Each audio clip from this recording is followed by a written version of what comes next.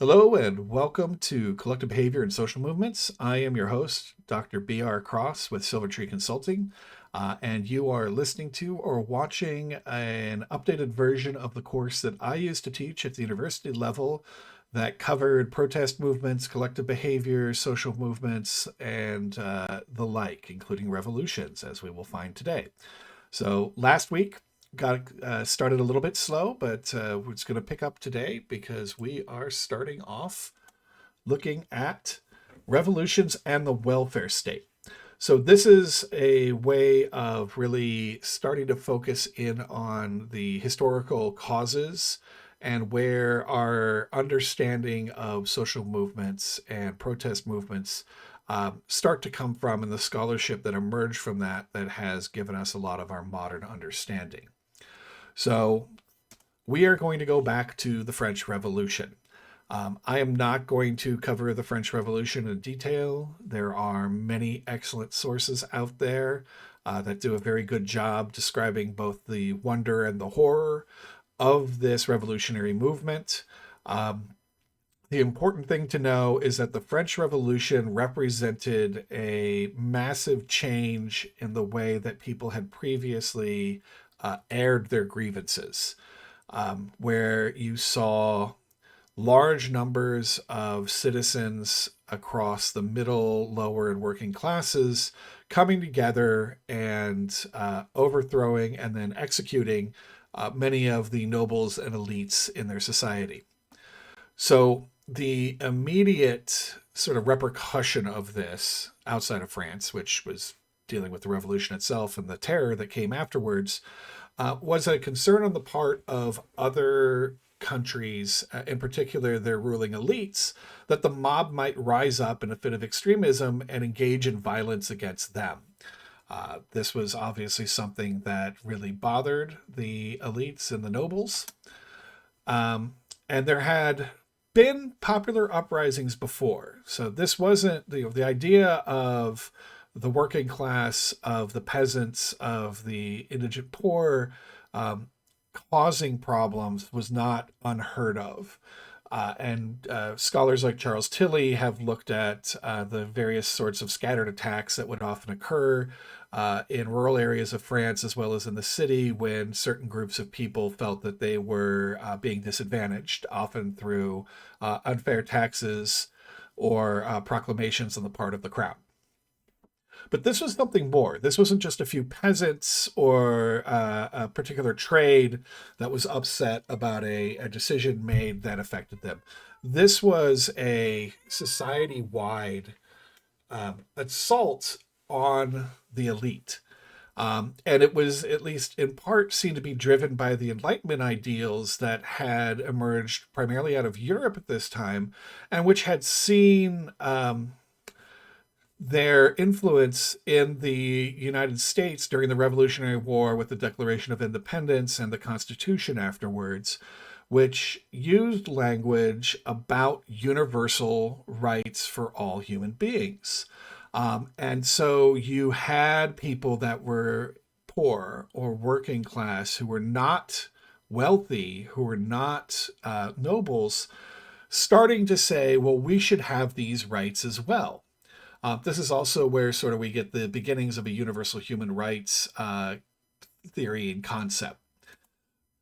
So as the 19th century progresses, there's more and more of these popular uprisings. You see across Europe as well as elsewhere, people saying we should have the right to self-determine. We should have sort of fundamental basic provision of things like health, economic opportunities, housing opportunities, these sorts of things. Oftentimes, states would attempt to brutally repress these movements. And sometimes when that happened, we'd get a replay of the French Revolution where the mass movement would overthrow or topple the government.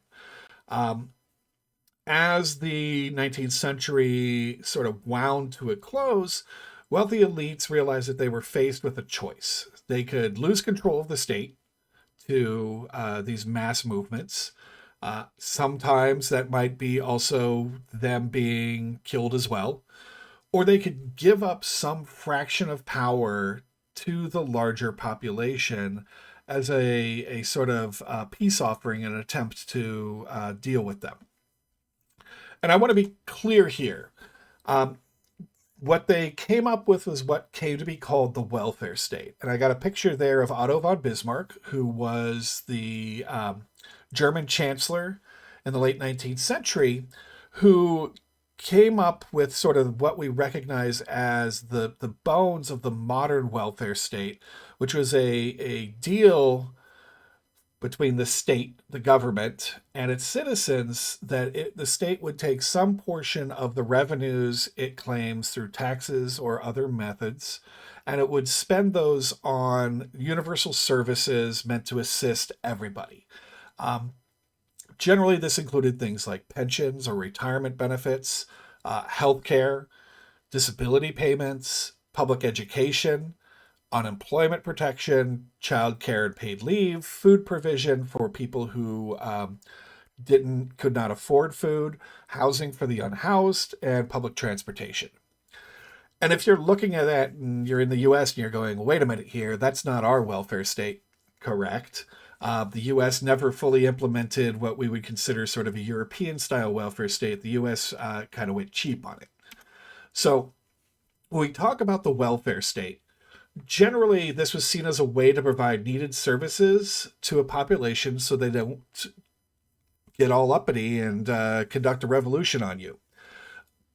It is important to understand that the welfare state and welfare as a concept did not come from progressives, did not come from leftists. This was originally implemented in many places by more conservative governments as a way to undercut progressive and leftist movements in their country who were calling for things like full communism or full socialism or workers' control of the means of production. This was an attempt to blunt that. And so what we got was sort of the defanging of a lot of the more extreme, progressive, lower income movements as part of this deal of the welfare state in a lot of countries.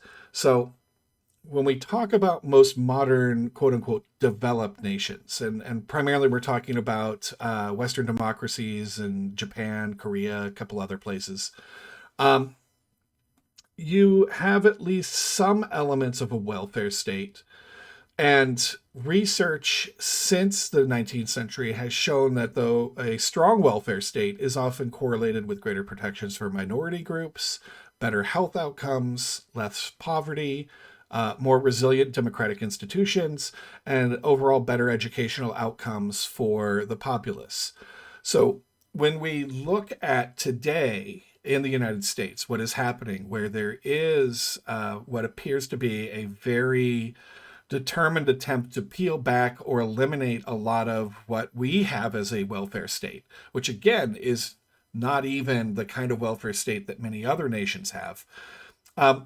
This is why scholars like myself and other social movement scholars, political scientists say we may be in store for some bumpy protest and activity because people that have these sorts of things understand that that's part of the social contract that the state has with them. That, yeah, you may not be born into wealth, but we are going to provide sort of basic needed services for you. And when those services disappear, people tend to get upset. So when we sort of look at this welfare state thing, it comes from some of the early scholarship in social movements, which really the early scholarship after the French Revolution splits into three different streams. There's two academic branches, and by academic branches, I 100% absolutely mean elite. At this point in time, the only people who are doing academic work are people who are, by and large, pretty financially well off and can afford to do those sorts of things.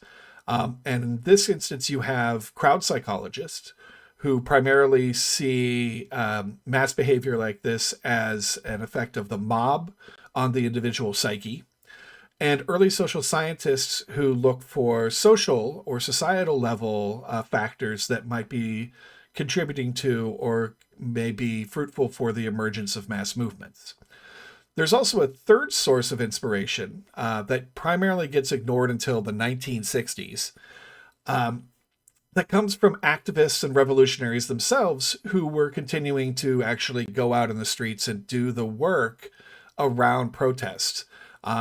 These activists continue to organize and pull off revolutions, mass social change movements, and they would also write down and often communicate about their understanding of these things, which provides us with a lot of information for how people involved in these things saw themselves. So next time, I'm going to cover these just to give you a preview of what that looks like. You'll notice that there's probably some familiar names here. Yes, the Freud is Sigmund Freud. Yes, the Marx is Karl Marx. And yes, the Lenin is Vladimir Ilyich Lenin. We're not going to be getting into their politics so much as we're going to be looking at their understanding of revolutionary movements and economics. So I hope you found this useful to you, or at least educating. If you do have any questions, comments, or feedback you would like to leave me, feel free to contact me at brcross, that is BRCROSS, at silvertreeconsultancy.net. Silver like the metal, tree like a tree, consultancy ending in CY.net because I could not afford the .com. As a reminder, I am the owner and founder of Silvertree Consulting, where we offer a variety of services, including strategic consulting for social movements and activist organizations. So if you would like some of that strategic visioning around recruitment, messaging, media preparedness, any of these sorts of things, continue to watch this video series or reach out to me to set up a time for us to chat. Until next time, stay safe, stay healthy, stay well. This is Dr. B.R. Cross, and I hope you have a good day.